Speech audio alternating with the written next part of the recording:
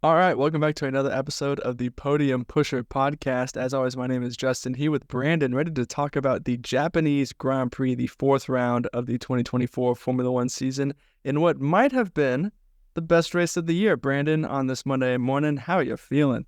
I'm feeling great. It was a fantastic race, I think. Excited to get to talk about it. And yeah, Another one of those weekends where being in America, the start time is at a crazy day. It was at midnight for us. Stayed up and watched the start. Daniel Ricciardo crashing out. I was like, this red flag, it could go on for a while.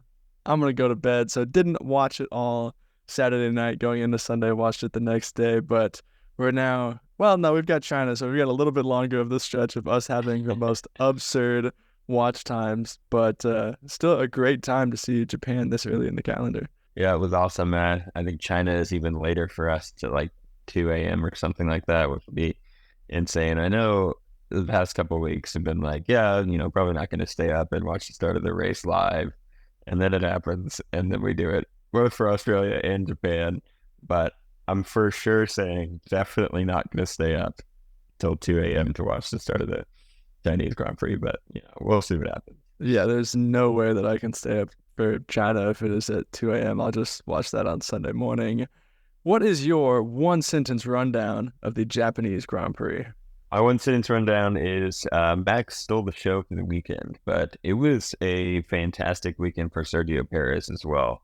We talked about it last week when we were kind of doing our prediction episode for the Japanese Grand Prix, but I really was leaning into Sergio bouncing back, having a good weekend, and he had a solid weekend. He did everything that Red Bull asked of him. So I that's my one sentence rundown. I really wanted to give Sergio a shout out after I hyped him up last week on the podcast. So I think this was Sergio Perez's best weekend of the season so far. He was very close to Max and getting pole position on Saturday. Obviously, ended up falling just short and getting second, but that was the closest that we've seen him to Max on qualifying in a long time. I can't even remember a race last year, at least in the second half of the season, where he was that close to Sergio Perez or that close to Max Verstappen. So him being that close, was very encouraging to see. And then in the race on Sunday, I mean, it never really was in doubt that he was going to finish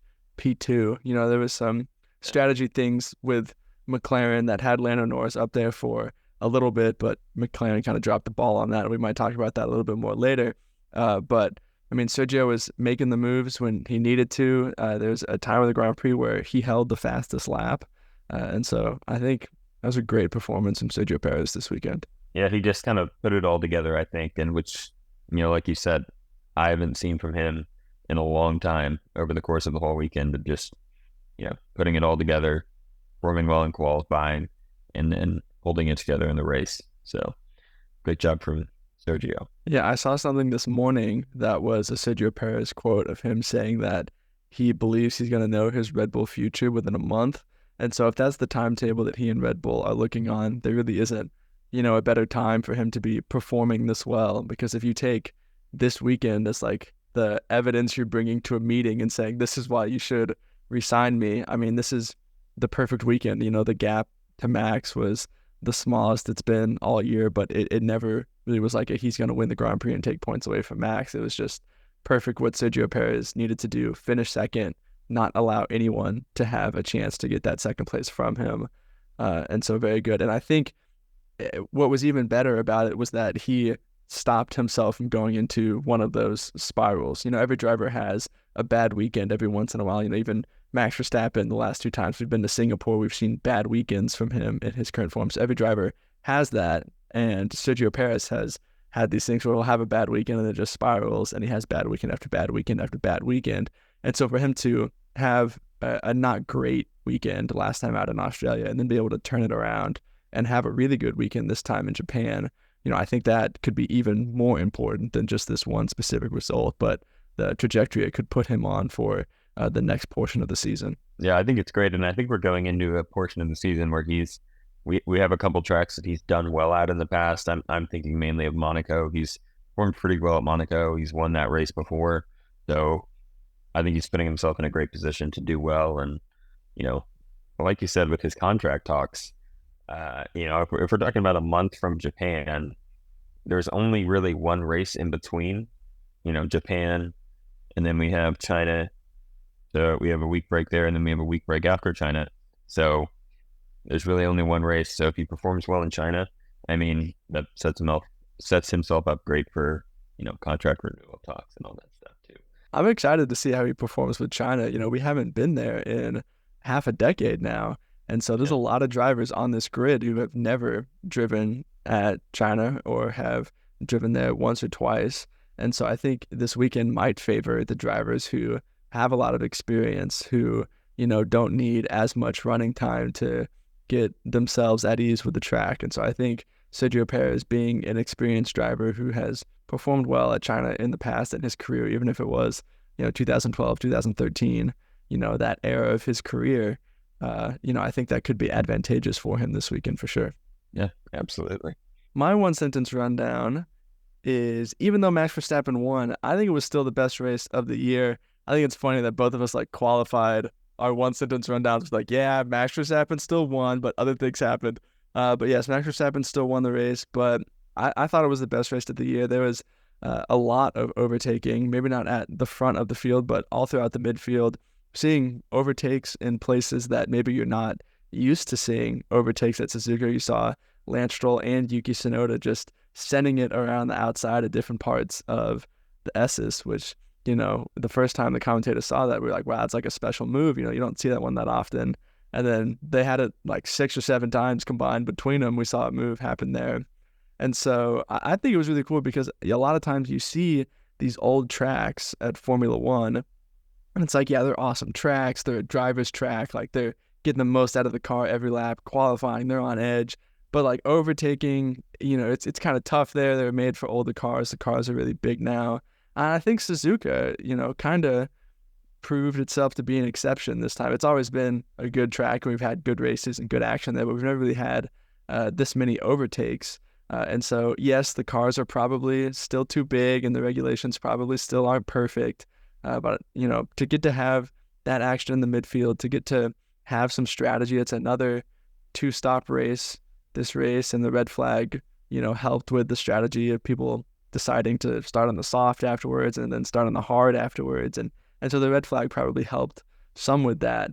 But just overall, there are a lot of different things to have an eye out on this race. And just overall, there's a lot of different things to be looking at. So it was a really good race. Yeah, I think it was great. And I was really kind of encouraged by how much overtaking we saw. And, like you said, not at the front of the field, but I mean, there was a lot of action in the midfield, and the red flag really did kind of spice up the strategy and kind of change the whole race, even though that happened 2 quarters into the race. But, yeah, it kind of changes things completely when you have an opportunity to go in the pit lane and then get a completely fresh set of tires, kind of like a blank slate a little bit. But, yeah, it was a really great race, and it was interesting to see how the midfield kind of played out, and he was able to nab the last couple spots for points and all that. So there was a lot of shuffling up and down through the race, and the undercut is really powerful at Suzuka, so that also kind of changed things strategy wise, in the middle of the race, where at some other tracks we maybe don't see strategy change as much during the middle of the race, moving to different plan A, plan B, all that stuff. But, so that was really cool. I really enjoyed watching that, thinking about the strategy and stuff during the race. So yeah, it's not often that you see a good mix of strategy and overtaking at the same race. Usually you either get a race that has lots of overtakes because it's changeable conditions, or it's just how it works out for that weekend, or you have a race with a lot of strategy and you've got, is the 1-stop faster than the 2-stop, and who's got which tires. So to see them both at the same race was super interesting and super cool to see. Hopefully we will see that. We have had a trend of a couple 2-stop races to start the season. So hopefully, we continue to see maybe tires being the saving grace, where these cars and this regulation isn't everything it was promised to be. Maybe we can continue to see tires to allow us to have some good races. We've got to talk about the big incident. Turn 2, sitting here as Daniel Ricciardo fans, everyone is going to want to hear what we have to say about this. First off, who's at fault? Was it a racing incident? What are your thoughts on that? I've watched it back probably too many times for my own good now at this point, but but it's really unfortunate that happened, and I think, in my opinion, it's just a racing incident. I mean, you can sit here and say, Daniel should have checked his mirrors more. Alex shouldn't have, been that far alongside of him, or we can sit here and debate those points, but I mean, when you're in a car in the race at the very beginning, I mean, there's so much happening around you.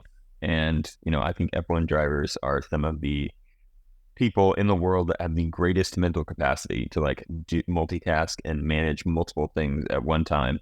But at the start of a race, that would be probably the point where you have to manage the most. And, it's there's only so much that you can manage. So in my opinion, I think it's just a racing incident. It's unfortunate that it happened. Those are two people that I wanted to do really, really well this weekend, both Alex and Daniel. So at the end of the day, I'm going to say that it's a racing incident. Yeah, I agree. I'd probably have to say it's a racing incident as well. I think the thing that for me cements that it's a racing incident is there's like one thing you can say that each driver could have done better to maybe prevent that. Like, yes, if Daniel Ricciardo looked in his right mirror before going to the racing line, he could have prevented it. If Alex Albon decided to back out of it and know that that corner gets narrower and, you're going 3 wide with Lance Stroll sticking his nose on the other side and, Daniel's always going to come over to the racing line, he could have backed out of that. And so if you have something from each driver that, they could have done something better to prevent that incident, then I think it's probably pretty clear that it is a racing incident. If you had to put more of the blame on someone, I would say it's probably a little bit more Daniel's fault. He did come over pretty hard to the racing line. He did have some more space to Lance Stroll than I would imagine he thought he did if you look at it from, an off-board view. But, the drivers don't have that off-board view when they're in the cockpit. He just sees Lance Stroll coming up his inside, which is the more common place to make an overtake in that corner. You're not expecting someone to be on the outside in that specific corner of the S's. So, yeah, just a very unfortunate racing incident. Unfortunate to see both of those drivers be out at the beginning of the Grand Prix, but hopefully China will be better for them both. Yeah, it's interesting that you'd say more of the blame would be on Daniel. Honestly, I would say more of the blame might be on Alex because he's the driver that's behind, right? And if you're, thinking about, oh, I've got, this another car in front of me, and what is the assumption that you kind of default to? In my mind, I would think you have to assume that if I'm not completely alongside that driver and I'm not 100% sure that he knows that I'm there, you're going to have to assume that he's going to default to the racing line, So I think Alex had more of an opportunity to back out of it than Daniel maybe had to stay on the left. I mean, he was just trying to take the racing line and, but either way, I mean, I would say the split is like 60-40. So it's not like, at the most. I mean, it's not like, Alex is like 95% at fault. Like we said, racing incident, both drivers could have done something better to prevent it from happening. So it was an interesting, thing to like sit and kind of pick apart. And, again, it's also something that happened so fast. So it's like what we're talking about probably happened in, they had less than a second to make a decision. So it's like, we're sitting here nitpicking these guys, but it's like, would I have done any better? Definitely not. Yeah, definitely not. I see people drive worse than that on the Dallas North Tollway on a daily basis. So it's just the way it goes. It's very unfortunate timing for Daniel Ricciardo. He has not had the best start to the season. I think a lot of people expected him to have the upper hand on Yuki Tsunoda, and he hasn't had the upper hand on him so far. He's down 0-4 in Yuki in qualifying, and now down 1-3 against Yuki in the race, if you're counting this DNF as something that you compare the two between. Is Daniel Ricciardo running out of time to save his career, or do you think we're kind of overreacting and drawing too many conclusions from the first 4 races of the season?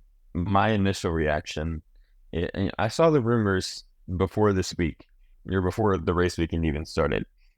A couple of people saying that, Daniel's driving himself out of a seat. And, Daniel is going to get replaced by Liam Lawson midway through the season. I don't think that is as imminent as people say it is. If Daniel continues to have DNFs and, finishing P14 and, worse in braces, for the first half, then maybe, yeah. But right now, I don't think he's done enough to warrant a replacement in the middle of the season. I mean, you think about last year, a driver that was replaced in the middle of the season, Nick DeVries, replaced by Daniel Ricciardo. I would say if you look at Nick's performances over his first half of the season, I would say Daniel's definitely performed better than him. And I know that Christian and Helmut really like Daniel, and I think they're going to give him a fair shake. At least let him have, at the minimum, half a season. So I think we're overreacting a little bit.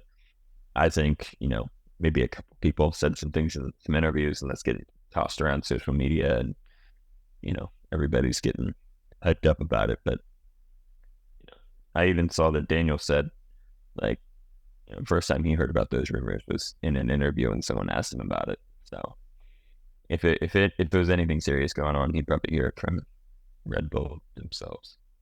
Yeah, I don't think it's super serious at this moment either. One, it's 4 races into the season. Give him some time. He's only gotten to finish 3, and I think the worst part about him crashing out so early in this race is this has been his best weekend so far. He was very close to Yuki in qualifying. Less than a tenth, like half a tenth. Between him beating Yuki in qualifying. Both of them had pretty poor starts. And so, who knows where they would have ended up at the end of the race, And I think there were promising signs this weekend for Daniel to only have FP3 to get familiar with the car before qualifying, and then to perform that well in qualifying and set them up for the race.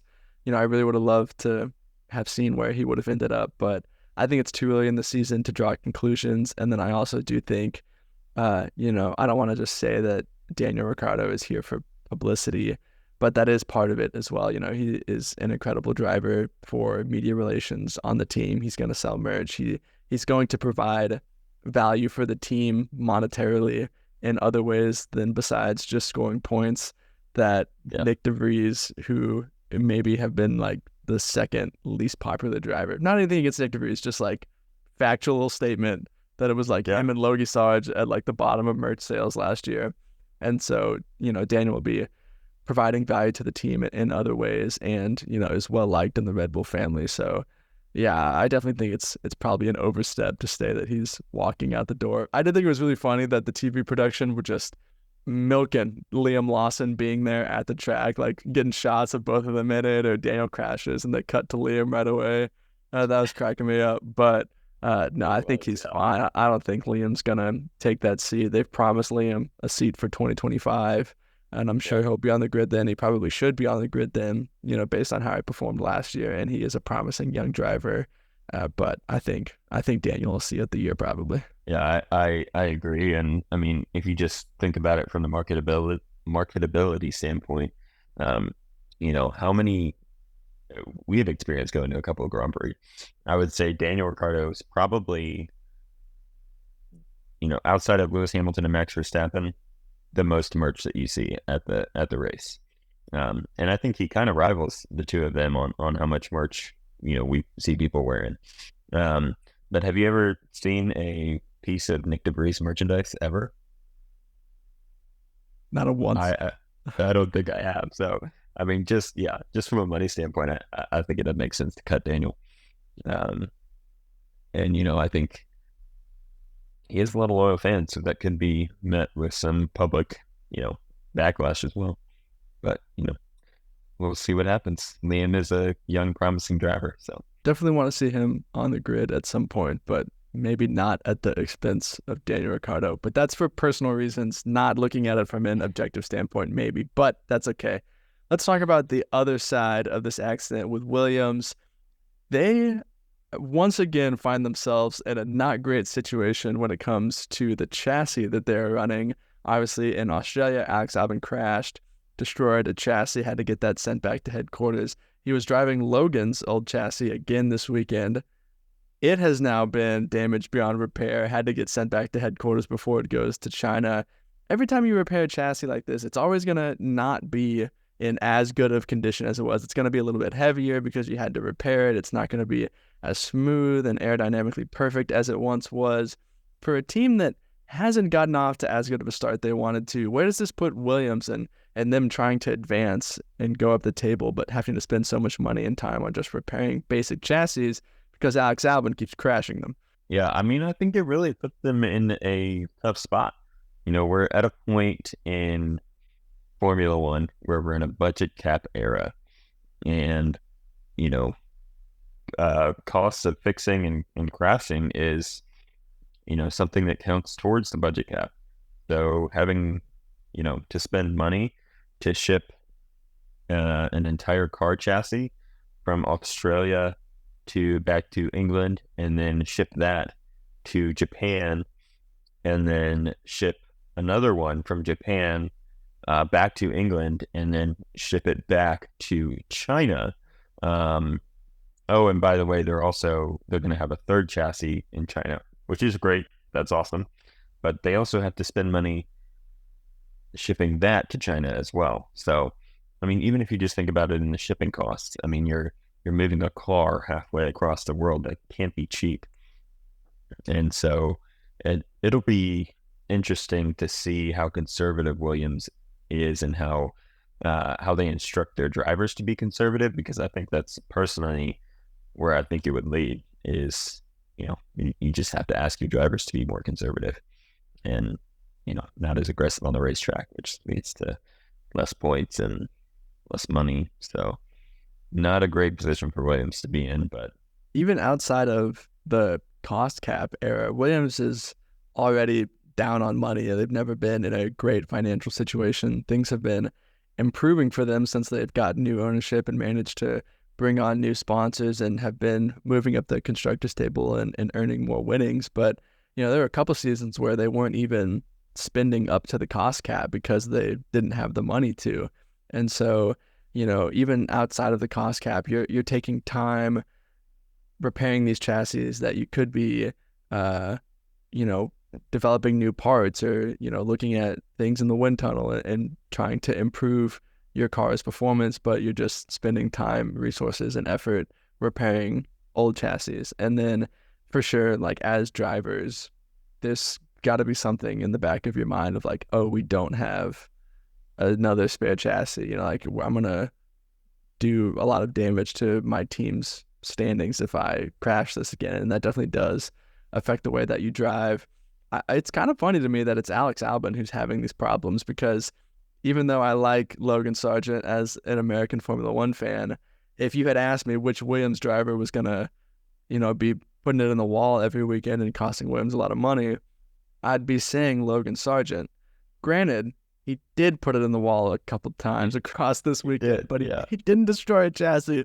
So it's a very interesting start to the year for Williams. Have been underperforming compared to what we thought they would. Their drivers, both of them, have just had incidents every weekend. It hasn't been a clean start to the year. It hasn't been a great start to the year. And it's kind of sad to see, because I thought Williams was on an upward trajectory. They're a very old, very historic Formula One team that, I want to do well and want to see them get back to the top of the sport. We saw McLaren follow a similar trajectory of falling down, and then they climb back up and they're towards the top again. And, I want Williams to have that same level of success, but based on the start of this year, they're not close to finding success at all. Yeah, I think they're just not on the trajectory that we thought they were. Maybe they were on that trajectory, but these mistakes and crashes and things have kind of hampered that. So I think it'll be a couple of years before we see anything from Williams, but they're a team I like. They've got a got a couple drivers that I like, so I would love for them to be successful. But right now it's not looking great. But in due time, we'll see what happens. Let's talk about Pierre Gasly. He's had a rough start to the year, and I don't think a lot of people are talking about it. He's down 0-4 in qualifying, has not outqualified Esteban Ocon this year. He's only beat him once in the season, and that was in Australia when Esteban had to have an extra pit stop to get a tear off out of his brake duct. It's been a weird start to Pierre because he beat Esteban last year and seemed like he was going to be the top driver at Alpine this year. I think, anytime I saw any kind of driver standing predictions, it was always Pierre Gasly ahead of Esteban Ocon.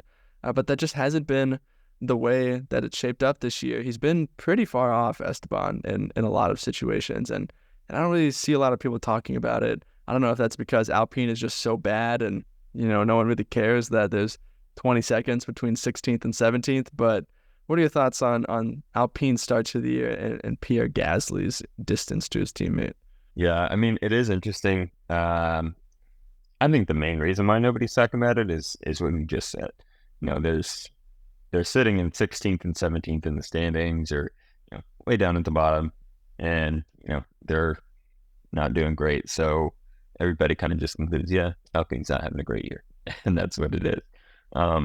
But it is interesting that Esteban is kind of beating Pierre, and I don't know. I got to think that maybe Pierre just didn't get off to a great start to the year, and that's kind of gotten in his head a little bit. I think they're both kind of flying under the radar a little bit in terms of the media, and nobody really is expecting anything from them, I think, after testing, so nobody's really talking about it. So I don't know. And, I think Alpine is a little bit to blame for it because they've had a lot of management change, and, the car isn't very good.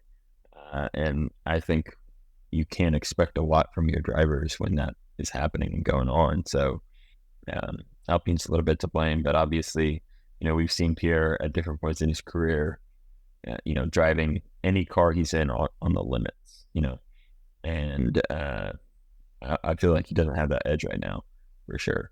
So I don't know whether that's confidence or what it is, but I'd really like to see him kind of get that back and, driving with a chip on his shoulder that we're used to seeing. I'm not, seeing that from him right now. That's kind of the reason why I like watching him drive, and it's kind of sad not to see that, but, I think as the season continues on, we'll get to see more of, hopefully some upgrades from Alpine and maybe them do a little bit better.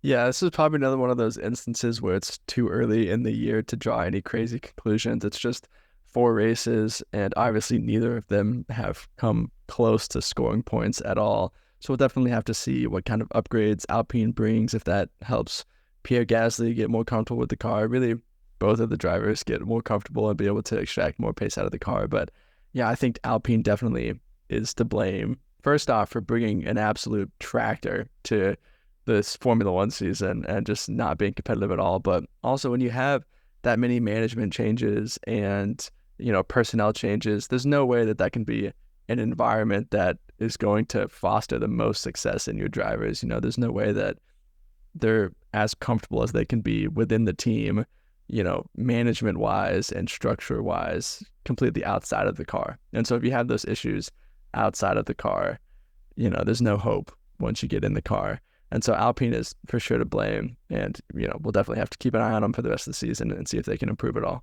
I think also like the Renault engine hasn't been very strong this season, and, hasn't been strong for like the past decade. That's fair. That's very fair. But when you're a driver and you're, think about Lewis Hamilton and George Russell. Yeah, maybe the team isn't performing to expectations, but you're like, man, at the very least, we have a great engine in our car, and we have one of the most famous, car companies in the world that built our engine. So at the very least, we know that we've got the resources to fix the problem. And maybe Alpine doesn't have that right now. It's like maybe we don't have the best engine provider in the world, and maybe they do have the resources to try to fix the problem, but it doesn't seem like they're using it. So I don't know. We'll have to keep an eye on it. We'll see what happens, but it'll be an interesting storyline to follow for the rest of the year. But that's the disappointing part about Alpine is Renault. It's a factory team. Like, they make the daggum engines themselves. They have the money. Theoretically, they should be on the same page as McLaren and Ferrari. It's the same thing. They're making all of it themselves. They have all the resources. There's no reason for them to be this slow and to continue to be this slow and not have any improvement. There's no reason for that at all. There's no reason for them to have these management issues. Like, they should be able to put someone in, invest, give them the money, and see the improved trajectory on the team. This is just unacceptable from Alpine based on the resources that team should have as a factory team. Yeah, definitely. And, I thought it was a very interesting move to get Otmar Szafnauer out of there last year in the middle of the season. I've always thought that Otmar was a good team principal and, had a good head on his shoulders, has a lot of experience in racing, and, the decision to kind of give him the boot in the middle of the season was interesting to me. And, ever since then, I mean, that's really when the management changes started. I don't know. What are they doing? I'm not sure. Well, Alpine's not sure either, and so maybe that's where the problem lies. All right, let's talk about McLaren now, because they might have had a strategy blunder this weekend that kind of gave away a podium. They pitted Lando Norris off of 17-lap-old hards in the middle of his in the middle stint of the race, had him just sitting at the end of the race. Felt like he was standing still and cars were going past him. He fell from a place on the podium, was in P2 at one point in the race, pretty close to Max Verstappen, ended up P5, never really had a chance for a podium at the end of it. Do you think that was McLaren's fault strategy-wise, or was that just where the car was this weekend? I mean, I think it was a mixture of both. I think McLaren wasn't necessarily on the pace this weekend, and I mean, they said that a little bit going into the weekend of like, we're just not sure where the car is going to be at. I heard Lando say that in an interview, but so I think there's a little bit of that, but also I don't think the strategy was great. I think that decision is very questionable in my opinion, to pit him off of those hard tires, and it ultimately did leave him just sitting back at the end of the race, and between not as much pace in the car and not a great strategy, and other cars with, I think, really good strategy, it wasn't enough to hang on to the podium or even be in the top four.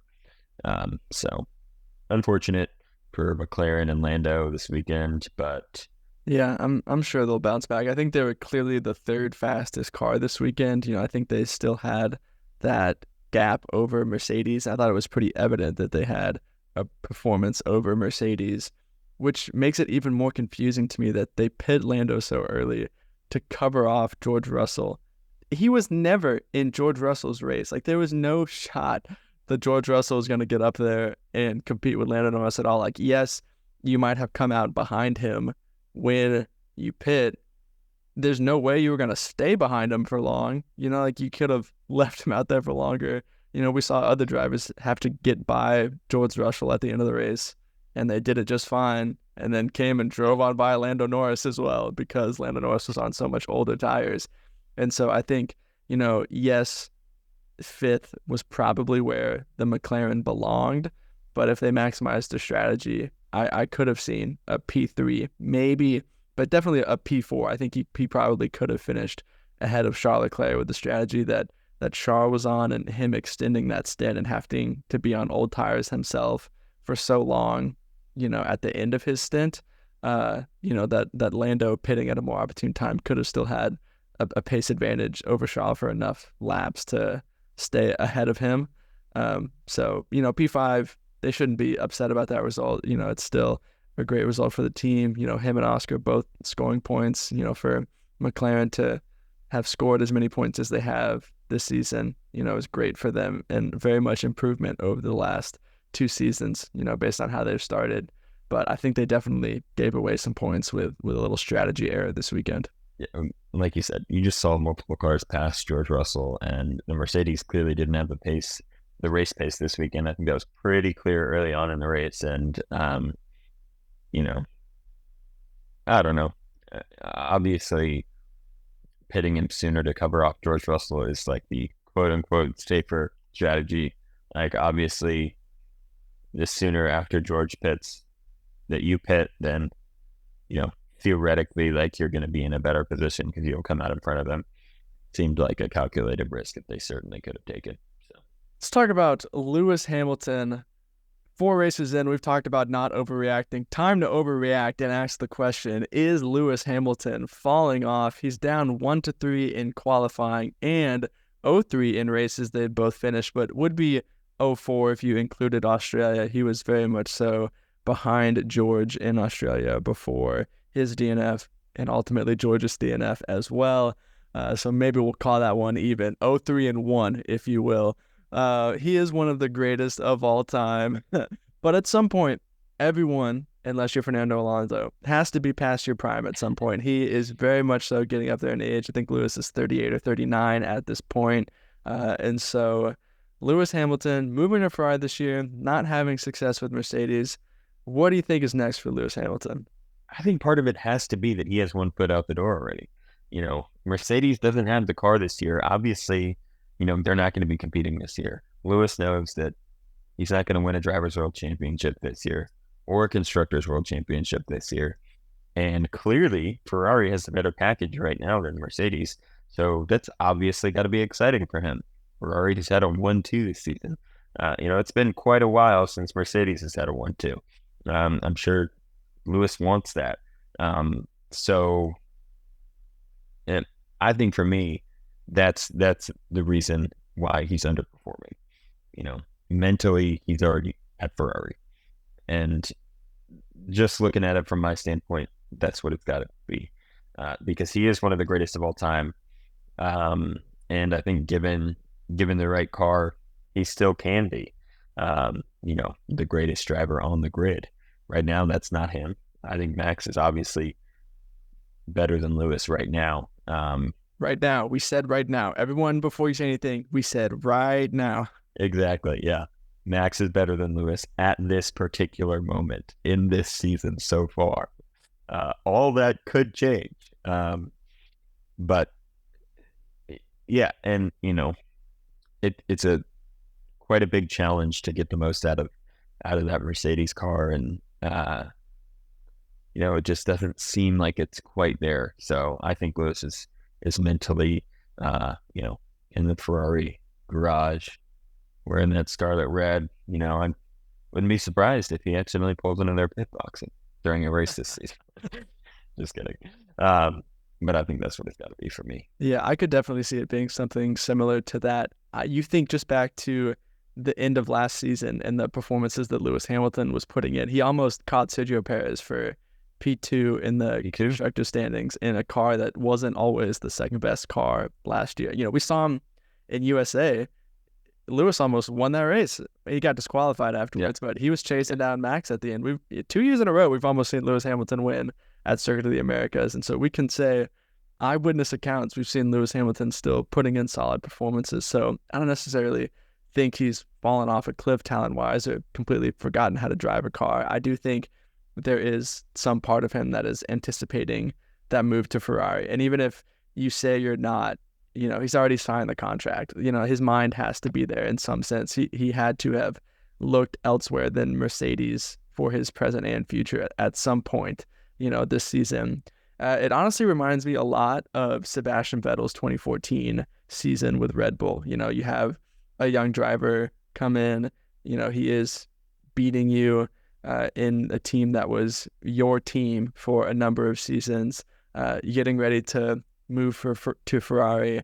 And then, we saw Sebastian Vettel have, some sort of career resurgence in that move to Ferrari, 2015, winning some races with Ferrari again after not winning at all in 2014 with Red Bull. So I'm confident that Lewis's move to Ferrari will pan out. I'm confident Ferrari aren't fretting that they've gotten rid of Carlos Sainz to sign Lewis Hamilton. Obviously Carlos is performing very well, but I'm sure they're still confident in Lewis. I'm sure Lewis is confident in Ferrari, knowing that they have the better car than Mercedes.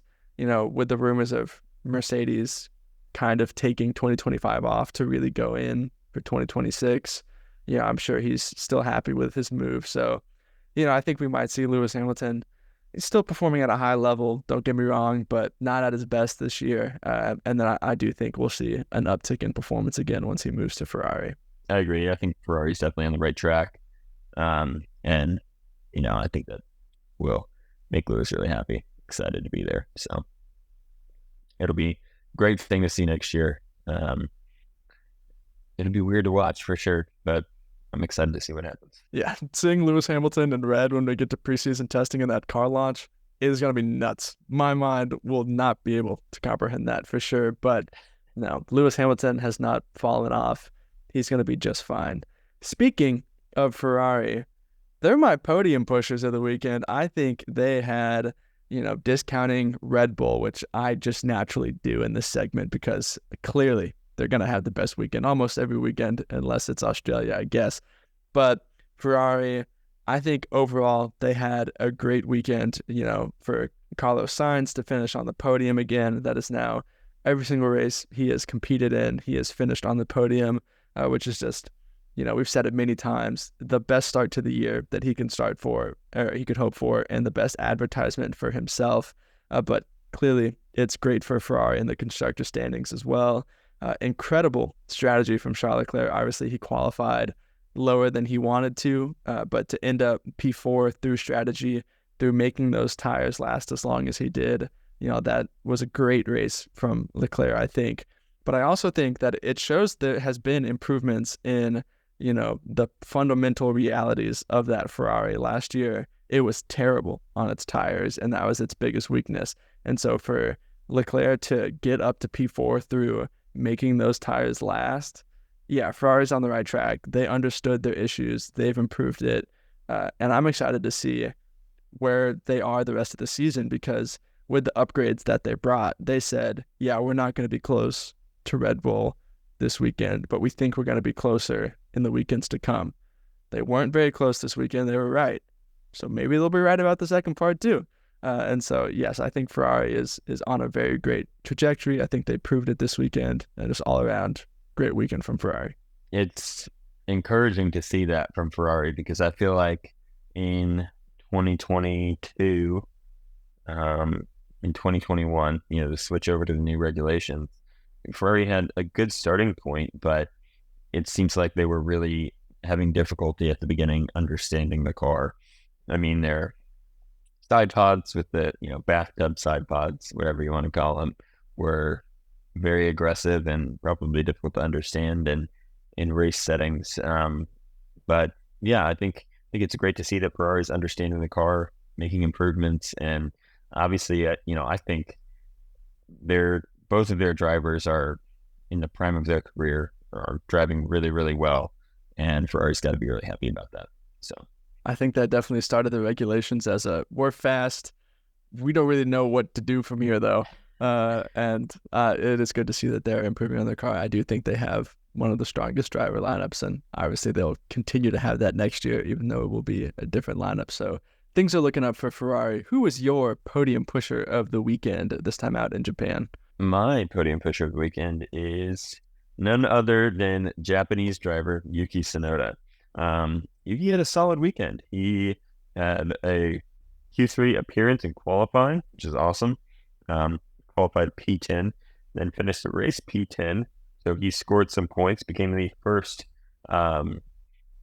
Japanese driver to score points at the Japanese Grand Prix since Kobayashi did it in 2012, I think. So, I mean, that's a huge accomplishment for Yuki. I'm sure the Japanese fans were ecstatic to see that. And, it's something that Yuki will be able to hold on to forever. So that's really awesome. And he had we kind of talked about it a little bit earlier, but Yuki had some fantastic overtakes in the race. And he drove the wheels off the car. And it was a great all around weekend from Yuki. Maybe not what we were necessarily expecting if you listen to our last episode of the podcast. But Yuki had a great weekend, and it's like I've said this many times before, it is great to see drivers be successful at their home races. So I was pumped for Yuki, glad he got to score points at his home race. And yeah, definitely probably had the overtakes of the race as well. He was providing entertainment. He was in that 5-car pit lane scrap where he made an overtake in the pit lane. He and RB with a fast pit stop, and him, having very good reaction times to get out there. Had some great overtakes around the outside and the S's. Setting it up Daniel on cold tires on turn 1 at the beginning of the race. I think he just had a great race overall. So very, very great weekend for Yuki Tsunoda. Who is your back marker of the weekend? back marker of the weekend. Mine is going to be Valtteri Bottas. Valtteri, I don't know. He just kind of had a forgetful weekend. I think if you ask most people who watch the races, how was Valtteri's race? They'd be like, yeah, I don't know. I mean, wasn't great because he wasn't at the top, didn't score points. But he kind of just sitting there in no man's land during the race. Finished P14. I think he qualified P13, P14, around there. So he finished right where he qualified, which is fine, I guess. You can't theoretically expect much more than to finish where you qualified, I guess, in the race. But it'd be nice if you didn't. What if 2 drivers in front of you DNF at turn 2? That's true, yeah. Theoretically, you pick up 2 places, but Valtteri did not. So, yeah, interesting. There's still some pit stop issues. I remember watching the broadcast. Valtteri came in for his pit stop, and they were like, that's a better pit stop from Stake. Only 8 seconds this time. And I was like, man, if we're saying that that's an improvement, then that's not great. An 8-second pit stop. So still some issues, probably cost him a little bit. And he didn't really have the race pace to make an impact where he needed to. And I think Valtteri kind of needs to be having solid, outstanding performance weekends this time of the year because, I don't know that it's guaranteed that he'll have a seat coming up with so many people also vying for seats and so many potentially, drivers that are viewed as stronger than Valtteri available. It might be hard to justify re-signing Valtteri if you're Big Silver Stake F1 team, whatever their official name is. I think I maybe got it right there. But yeah, so I think Valtteri needs just to be having better weekends.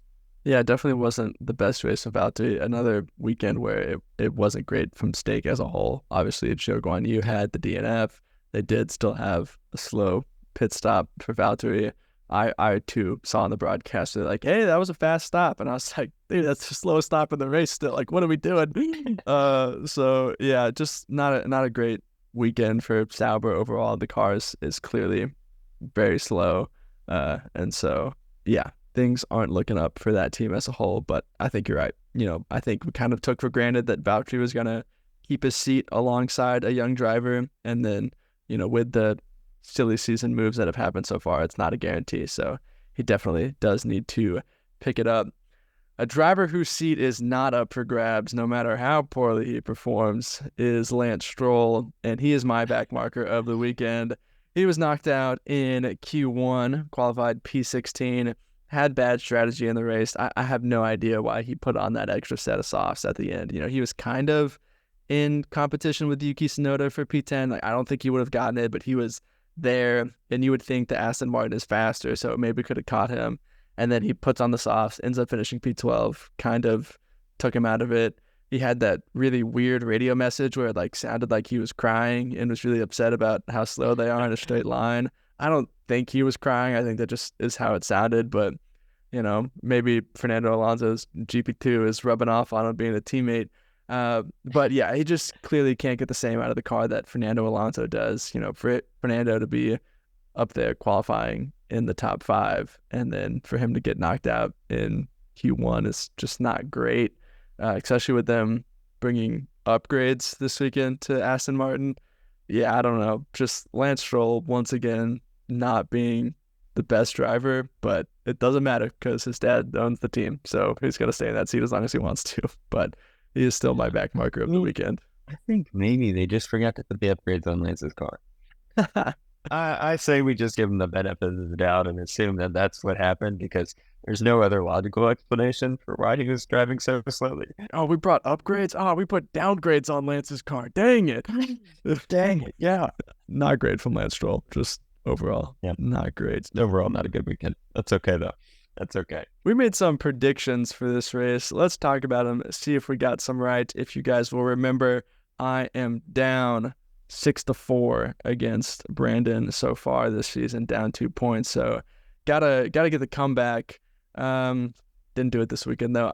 First prediction was Daniel Ricciardo would outqualify Yuki Tsunoda. It was so close to happening, but unfortunately that is a no. But I did say that there would be one or more mechanical failure in the race, and there was. Guan Yu Zhou had to retire around lap 17. And so while I was very sad for Guan Yu Zhou to not get to complete the race, I was happy because I got 1 prediction point. So it was all right on my predictions this weekend. I'll take it. Hopefully we'll get to do better next time out in China. For my predictions, I said both Aston Martins would finish in the points for this race. As we just discussed, it did not happen. Thank you, Lance, for that. I appreciate the help there. And then I also predicted that Sergio Perez would be back on the podium this weekend. That did happen. So thank you, Sergio. That was awesome. And I hope that he continues to have another good weekend in China. We'll see what happens. There you go. So both of us getting 1 point this weekend. I'm still 2 points back. Got to find a way to catch up sometime. Hopefully China will be kinder to me on my predictions. That is all we've got for the Japanese Grand Prix. Brandon, what are your parting podium thoughts before we leave these lovely people? Parting podium thoughts are, I'm excited to see racing happen in China. I've never been a Formula One fan while racing has happened on that track. So I'm excited to see what happens. Hope Daniel can have a bounce back weekend. If you remember back to 2018, I believe. Yeah, I'm excited to see racing in China.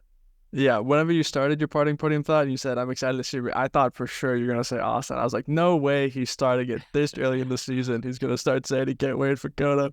But hey, that's all right. We are excited to be in Austin. We're just really not talking about it that much yet. But anyways, thank you guys so much for listening to another episode of the Podium Pusher podcast. It is such a joy to get to talk to you guys about Formula One. If you haven't already, follow us on Instagram, YouTube, TikTok, Twitter, all of the places. We'll be putting out a lot of content for you guys. And subscribe wherever you listen to podcasts, Spotify, Apple Music, all the things like that. Thank you guys so much for listening. Brandon, thank you so much for being here. We'll see you guys in the next one. Peace. See ya.